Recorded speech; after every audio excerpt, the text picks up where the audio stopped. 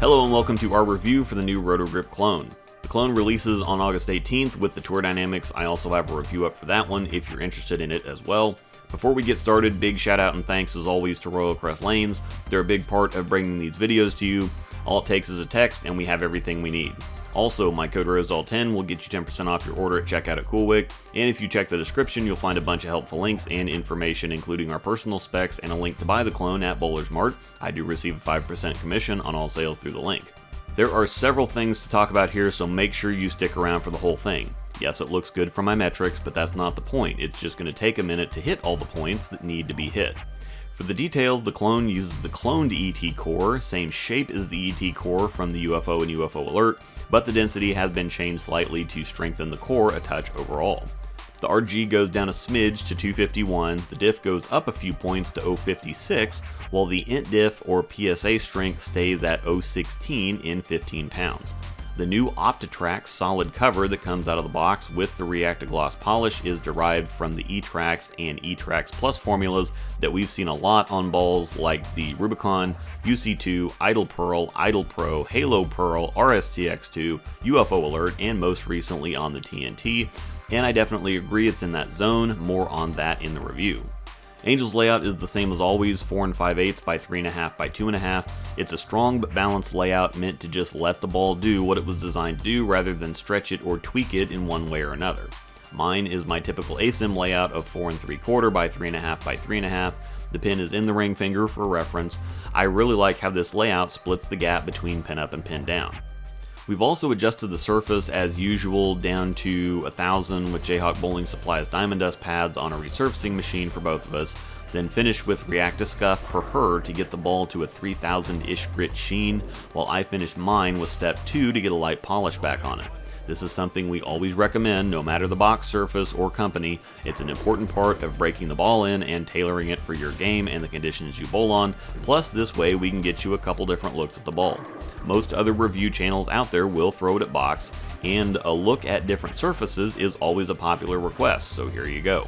We're on Kegel Chromium, which is our typical test pattern. It's a challenge pattern coming in at 42 feet long, 25.5 mils, and just under a 7-to-1 ratio, so it's on the high side of medium for both length and volume, and is not as forgiving as a house pattern, but not as challenging as a sport pattern. Angel's up first. I'll give you a minute to take a look, and then we'll start breaking it down.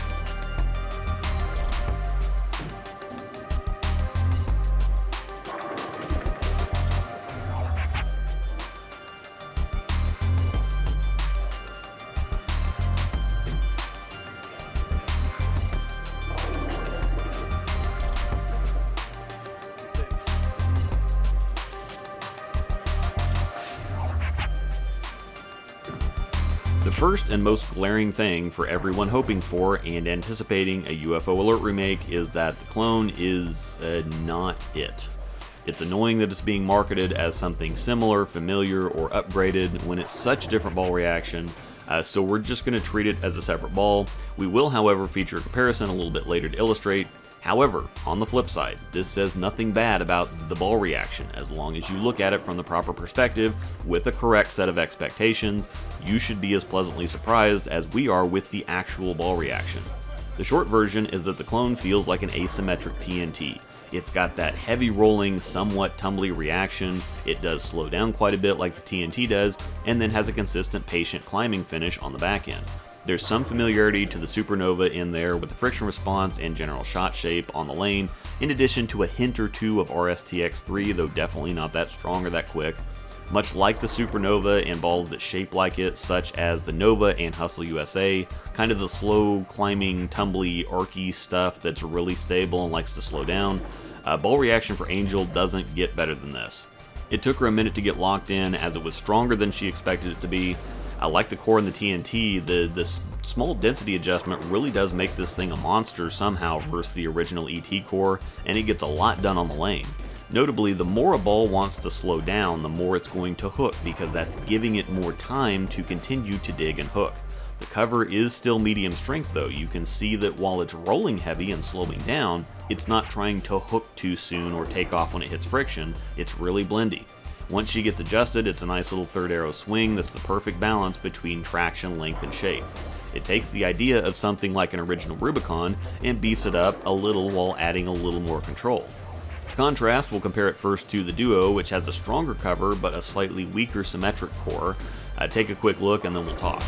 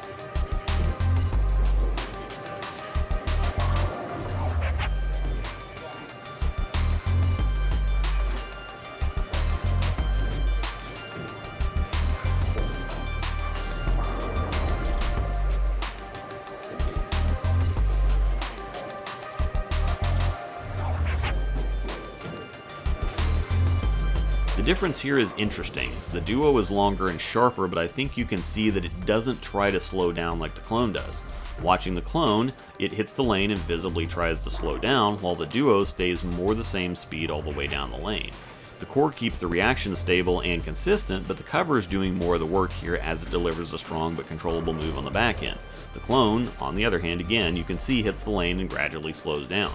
When it hits the back end, it doesn't pick up and move as quickly. It's slower to get traction and finish, so this is a nice illustration of what I said earlier about the core slowing the ball down so that the more medium strength cover has a chance to get traction and make its move.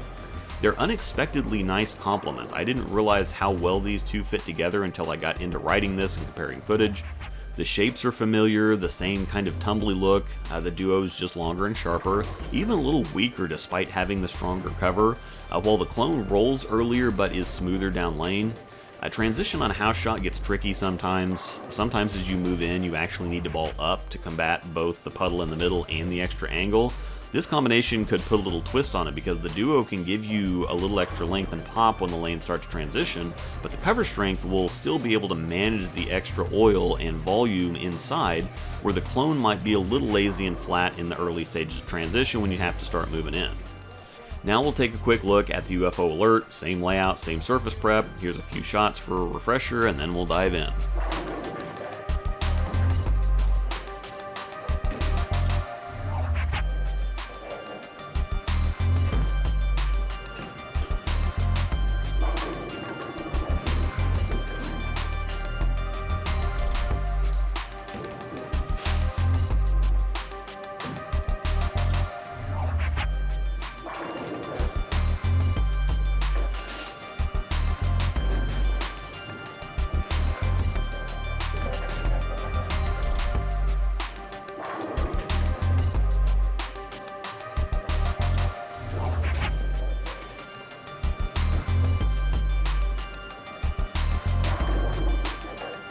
While she's in generally the same zone with both the Alert and Clone, this also gives you a clue and a solid reference to the Clone's actual strength.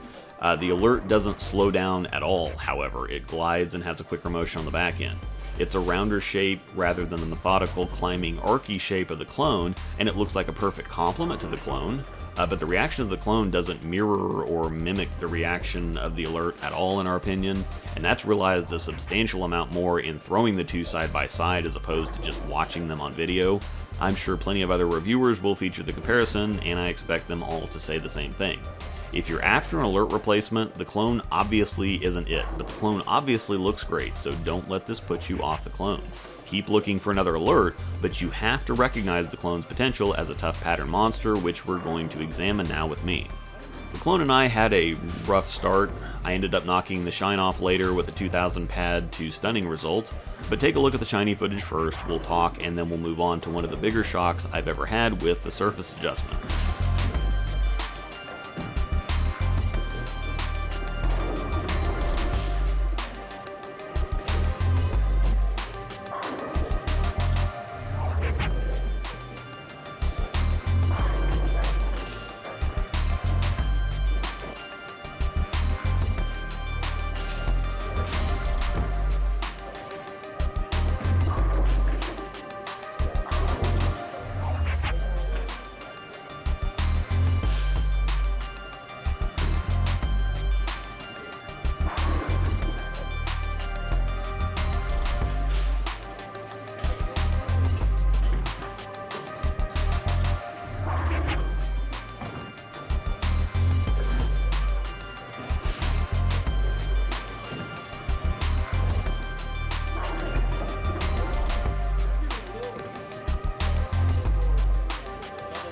Super hot and cold with the clone with shine. I think you can tell I wasn't having it.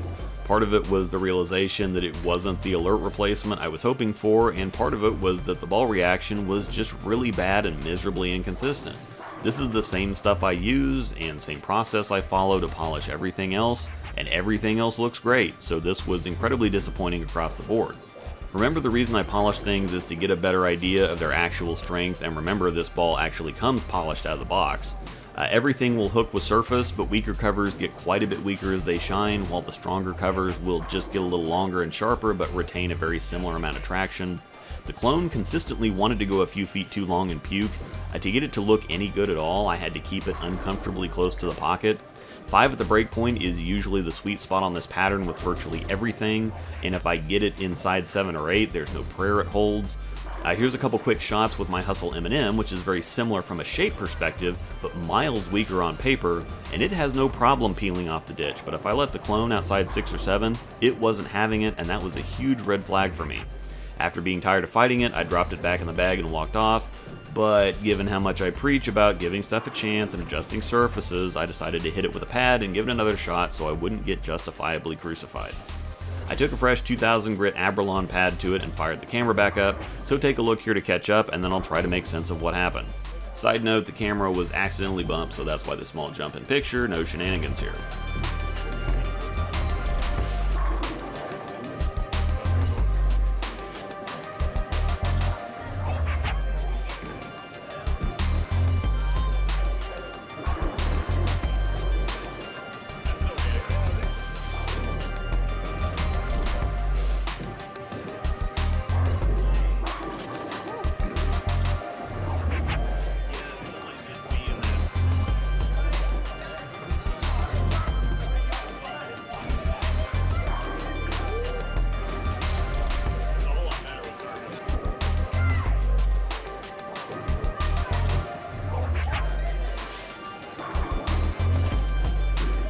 The first couple shots were a little iffy getting lined up. The straighter zone is always tricky for me no matter what I'm throwing, so it's hard to get any real read off where I start, but the third arrow zone is where the magic happened. Usually when something shapes as bad as my clone did shiny, it still sucks with surface, it just hooks more. Remember, my Zen Master looked like this, and I did all kinds of things in addition to drilling a second one with a different layout, and it just stayed bad. This, however, completely changed the reaction. I've never had a simple pad use by hand lane side produce this big of a difference. I went from feeling like I was bowling in a phone booth to having the absolute world. I didn't really need to film as long as I did, but it kept hitting the pocket and striking, so I kept throwing it. All of a sudden, Angel's look turned into my look, and I typically don't get along with stuff that shapes like this. Anything tumbly that wants to slow down puts me in over-under hell usually, but this is an amazing look that went straight from the donation pile to first in the bag for tougher stuff. The first reactive ball in the bag for tough stuff, let's not kid ourselves here, but what an absolute reversal. All of a sudden I had hook at 5 and hold at 10, and even when something's a goat, I usually have 5 to 7, maybe 5 to 8 at the break point to keep it in the pocket on this pattern like I mentioned earlier, and miss room inside isn't anything lefties ever expect or even look for. Finding it is typically an area check and a total surprise. With as many balls as I've filmed for and as often as I bowled on this pattern, having 5 boards of area is nearly as big of a shock as Missy Parkin delivered to Danger Aaron on Jackass Forever. Hang on, finish the video before looking that up. We're almost done here. This again puts the Optitrax cover squarely in medium strength territory. With the shine, it just obviously wasn't getting near enough positive traction to start hooking where it needed to start hooking, despite all the things this core does to help that out, but knocking the shine off really made it come alive. Roto really did the lefties and tournament players a solid with the clone and tour dynamics, pun intended.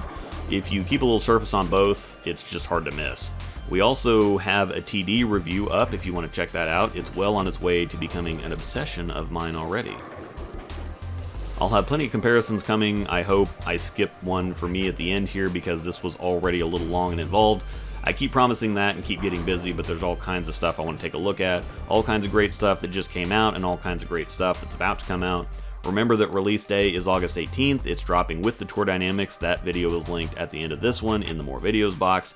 Down in the description is a link to Bowler's Mart that will get one ordered for you, and of course don't forget my code ROSEDALL10 to get 10% off your order at checkout at CoolWick.